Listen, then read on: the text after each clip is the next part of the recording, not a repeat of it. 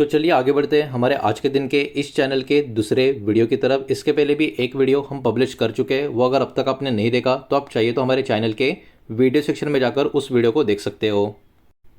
तो देखिए अभी के टाइम कुछ ही घंटों पहले काफ़ी इंटरेस्टिंग और एक ज़बरदस्त रिपोर्ट मार्केट में आते हुए आपको नजर आएगी। गवर्नमेंट से आप डायरेक्टली बोल सकते हो, इसका कनेक्शन आपको देखने को मिलेगा। बिकॉज ये जो पूरा का पूरा डेटा है ये DPI 2.0 का रोड मैप आपको नजर आएगा। और यहाँ पर वही डेटा मैं आपके सामने एकदम ईजी वे में प्रेजेंट करने वाला हूँ। तो जल्दी से यहाँ पर शुरुआत कर लेते हैं। तो यहाँ पर जो वी अनंता नागेश्वरन जी है, इनकी तरफ से एक बहुत ही बड़ी यहाँ पर आप कह सकते हो बातें निकल कर आ रही है। इन्होंने कहा है कि ये जो इनिशिएटिव है कौन सा DPI 2.0 रोड मैप जो है 2.0 भी लोग इसको बोलते हैं, लेकिन मैं 2.0 रोड मैप ही बोलूँगा इसको।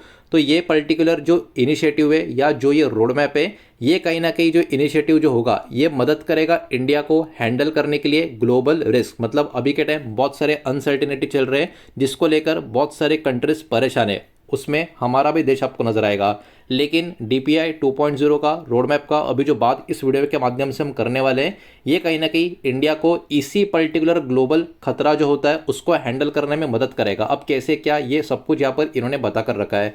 रिस्क जैसे कि जियोपॉलिटिकल टेंशन जो अभी चल रहा है और मार्केट का जो अनसर्टिनिटी है वो भी अभी चल रहा है। It can reduce pressure on government budget. मतलब ये जो अभी डेटा इस वीडियो के माध्यम से हम देखने वाले हैं, वी अनंता नागेश्वरन जी का कहना है कि गवर्नमेंट का जो बजट होता है उसके ऊपर का भी प्रेशर कहीं ना कहीं रिड्यूस होता हुआ नजर आ सकता है।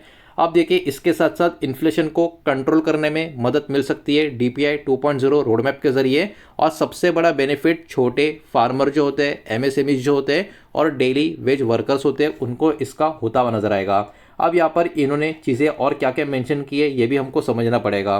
तो नीति आयोग प्लस नीति फ्रंटियर टेक हब का रिपोर्ट रिलीज होता हुआ जो हमको देखने को मिल रहा है, DPI एट 2047 फॉर विकसित भारत। अब इसमें एस्टिमेट क्या किया गया है, इसमें एस्टिमेट ये किया गया है कि डिजिटल पब्लिक इंफ्रास्ट्रक्चर, तो DPI रोड मैप मतलब डिजिटल पब्लिक इंफ्रा का रोड मैप, ठीक है।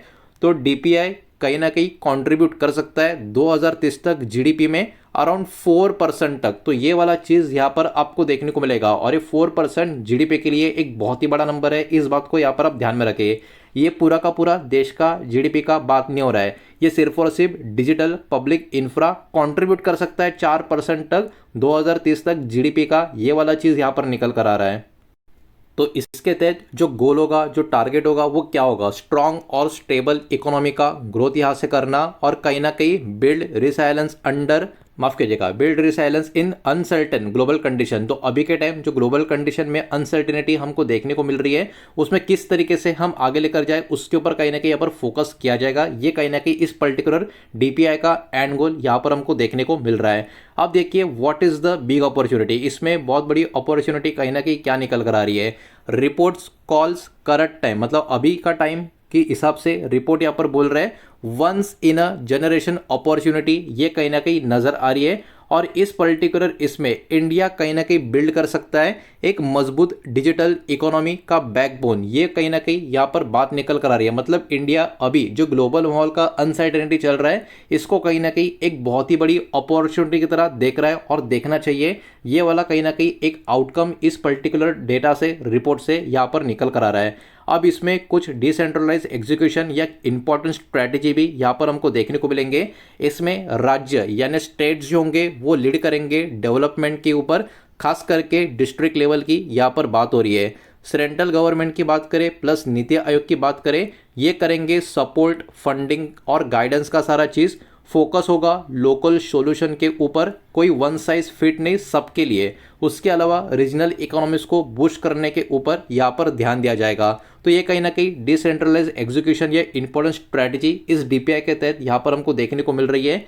और इसमें 2 साल का ट्रांसफॉर्मेशन का साइकिल यहाँ पर रखा गया है। पहला साइकिल 2026 से लेके 2027 में होगा जिसमें सेक्टर के ऊपर फोकस किया जाएगा, उसमें MSMEs और एग्रीकल्चर के ऊपर ज़्यादा करके ध्यान होगा। अब क्यों, बिकॉज देखिए डायरेक्ट इम्पैक्ट जो होगा वो जॉब्स के ऊपर होगा, लिवलीहुड्स के ऊपर होगा। तो कहीं ना कहीं इन सबको टैकल करने के लिए फोकस सेक्टर्स अभी के टाइम पे MSMEs और एग्रीकल्चर इन दोनों के ऊपर देखा जाएगा। अब ये काम कैसे करेगा, स्ट्रेट कहीं ना कहीं यहाँ पर जो पायलट प्रोजेक्ट्स होते हैं उनको रन करेगा और सक्सेसफुल मॉडल को वर्ल्ड वाइड, माफ कीजिएगा नेशनल वाइड, मतलब पूरे देश भर में यहाँ पर स्केल किया जाएगा और भी उसको बढ़ावा दिया जाएगा। तो इस तरीके से ये सारी चीज़ें काम करते हुए हमको यहाँ पर नजर आएगी। अब देखिए, अब तक जितना भी हमने देखा है सुनने में काफ़ी ज़बरदस्त लग रहा है, मज़ा आ रहा है कि ओवरऑल ग्रोथ की काफ़ी अच्छी खासी बातें हो रही है। लेकिन यहाँ पर सबसे इंपॉर्टेंट चीज़ आपको ये भी ध्यान में रखना होगा कि सक्सेसफुली इस डीपीआई को अगर इंप्लीमेंट करना है, बिकॉज ये डीपीआई बहुत ही अच्छे से यहाँ पर बनाया गया है, बहुत ही बढ़िया टारगेट सेट किया गया है और कहाँ पर किस तरीके से किस लेवल पे काम होगा, डिस्ट्रिक्ट लेवल पे काम होगा, सारी की सारी चीज़ें काफ़ी बढ़िया तरीके से यहाँ पर बनाई है। लेकिन वही बात है, इसको सक्सेसफुल तरीके से इंप्लीमेंट करना काफ़ी ज़रूरी है और उसके लिए कहीं ना कहीं मजबूत सिस्टम का होना काफ़ी ज़रूरी है, खास करके स्टेट गवर्नमेंट्स में और प्राइवेट सेक्टर में। तो इसके ऊपर भी बहुत बड़ा फोकस रहने वाला है, बिकॉज यहाँ पर किसी भी तरीके की कोई भी चूक हो गई तो जितना भी ये प्लान किया है उसमें कहीं ना कहीं काफ़ी ज़्यादा आप कह सकते हो स्लोनेस, यानी टाइम और भी कम होता हुआ और भी धीरे धीरे काम होता हुआ नजर आ सकता है। तो किस तरीके से स्टेट गवर्नमेंट और प्राइवेट सेक्टर का रोल सिस्टम में होगा और किस तरीके से ये इसको और अच्छे से बढ़ावा देंगे, इसके ऊपर फोकस बना रहेगा।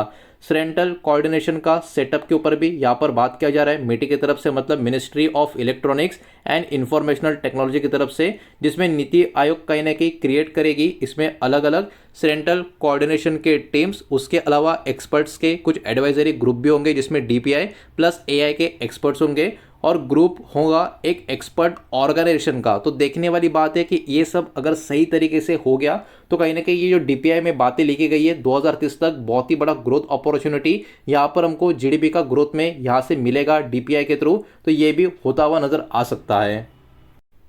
तो ओवरऑल जो ये रिपोर्ट है, रिपोर्ट अपने आप में काफ़ी ज़बरदस्त है, कुछ ही घंटों पहले आई है। तो इतनी बड़ी रिपोर्ट है तो इसका कुछ ना कुछ इम्पैक्ट जो है इंडिया के जो लिस्टेड स्टॉक है इसी थीम से कनेक्टेड, इसी रिपोर्ट से कनेक्टेड, उसके ऊपर भी आता हुआ हमको नज़र आ सकता है। वो भी एक एक करके देखेंगे।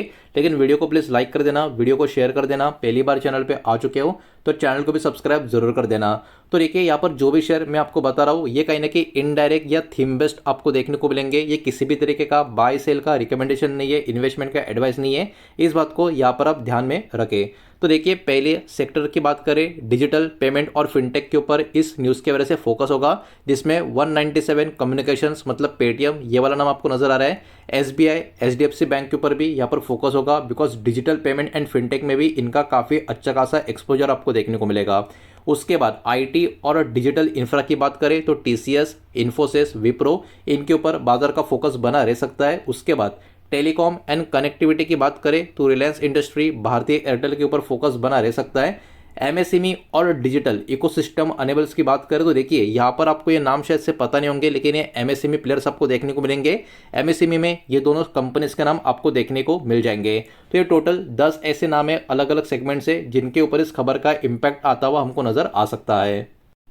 तो देखिए, ओवरऑल रिपोर्ट काफ़ी बढ़िया थी, काफ़ी इंटरेस्टिंग थी। हो सकता है कुछ लोगों को शायद से इसके वर्डिंग्स ठीक से समझ में आए ना हो, मैंने भी जो एक्सप्लेन किया है बहुत ही अच्छे से ना समझाओ, बिकॉज एक्चुअली ये रिपोर्ट थोड़ी सी अलग है कंपेयर टू अदर रिपोर्ट्स को। इसको यहाँ पर हम मैनेज करके देखें या कंपेयर करके देखें तो, लेकिन फिर से अगर एक बार आप वीडियो को देखोगे या खुद अगर आप स्टोरी को सर्च करके गूगल के ऊपर या कहीं पर भी सर्च करके पढ़ोगे तो आपको भी एक फेयर आइडिया यहाँ पर मिल जाएगा। लेकिन ये 2030 तक का जीडीपी का ग्रोथ का यहाँ पर बात हो रहा है, सब कुछ सही रहा डीपीआई में, तो ये वाला चीज जो इन्होंने मेंशन किया है ये भी होता हुआ हमको नजर आ सकता है, जिसके ऊपर कहीं ना कहीं अब बाजार के जो एक्सपर्ट्स है उनकी नजर बनी रहेगी। तो पूरा का पूरा डेटा जो भी इस वीडियो के माध्यम से मैंने आपके सामने एक्सप्लेन किया है वो सिर्फ और सिर्फ इन्फॉर्मेशनल एंड एजुकेशनल पर्पस के हिसाब से, ये कोई भी इन्वेस्टमेंट का एडवाइस या रिकमेंडेशन मैंने आपको दिया नहीं है, ना ही मैं आपको दे रहा हूँ।